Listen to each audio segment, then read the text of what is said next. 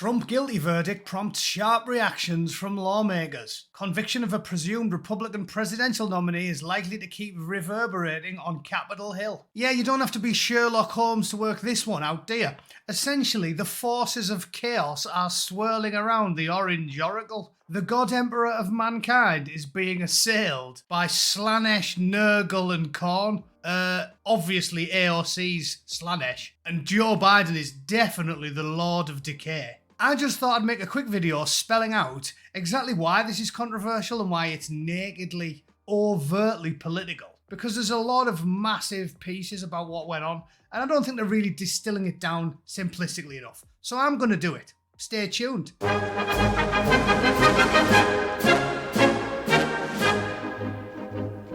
Right then, so there are tons of videos being made about Trump and loads of lengthy sort of 20-minute deep dives into all of the stuff that went on. And I think they're really making it too complicated. So here's the bare bones version, all right? The 34 charges that they're talking about are related to Trump's team falsifying business records in order to hide reimbursement of payments to the porn star Stormy Daniels in order to keep the story about them having sex from emerging. Now, any normal person knows that that's something that most men, in fact, probably all men, would lie about if it was something they'd done. But even at the worst case, nobody in their right mind thinks it's that big of a deal when someone doesn't want people to find out that they were roasting a porno star behind the wife's back, right? It just isn't that much of a big deal. Guess what? Men are hounds. Shock horror. Have you ever met a man? I knew blokes in the Royal Marines who would shag a barbershop floor. There is people who think about nothing else. I've seen videos of blokes in third world countries having intercourse with a hole in a tree. It's not strange that a man in his 70s or something would succumb to the charms of a porn star half his age. I don't think it's the end of the world. It's not moral, but it's not a big deal, and it certainly shouldn't end up in a court case. Further to that, Fox News reported that Stormy Daniels' salacious affair story keeps on changing because the encounter never happened. Yes, that's Trump's defense attorney, but even Stormy Daniels on at least 3 occasions has flip-flopped from yes, I shagged Trump to no, I definitely didn't shag Trump to yes, I shagged Trump. This is what legal professionals call an unreliable witness, because in a court of law it has to be beyond all reasonable doubt. And if your witness lies more than the Chinese Rolex, that's not a reliable witness. You don't need to be Matlock or Rumpole of the Bailey to figure this stuff out, do you? And further to that, the attorney for Michael Cohen was constantly changing his story on the Trump Tower meeting. And CNN reported this one.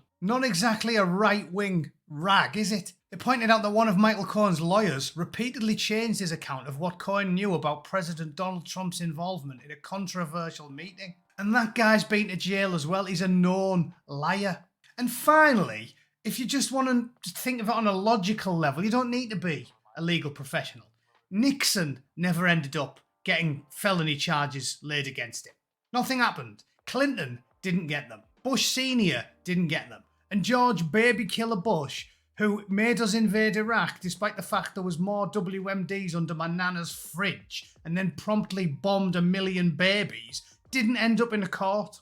And if you just want to talk about financial impropriety, Nancy Pelosi is so famous for being bent that there's entire Twitter channels devoted to following her stock tracking because everybody knows she's bent on account of the fact she used insider knowledge to buy a ton of shares, which is illegal in most countries. And I know this because I bought some shares because I'm not daft and I was following the crooked crone and buying the same stuff she did. And then a week after she'd bought a load of shares in chip and technology companies, she voted to pass the CHIPS Act, which gave money, taxpayers' money, to the companies whose shares she just bought. And all of the major Republican and Democrat politicians have been named and shamed in dozens of publications, including the New York Times, both parties, for doing insider trading, buying millions and millions, tens of millions of dollars worth of shares, and then quickly trading them shortly before major legislation is passed, which makes the shares either vastly increase because they're giving them taxpayers' money,